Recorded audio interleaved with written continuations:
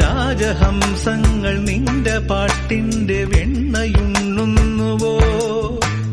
പകുതി പൂക്കുന്ന പാരിജാതങ്ങൾ പ്രാവുപോൽ നെഞ്ചിലമരുന്നോ?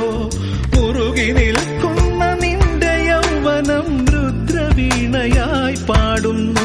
നീ ദേവശില്പമായി ഉണരുന്നു. இல்லம்மா സൂപ്പറാ മാറുമേ.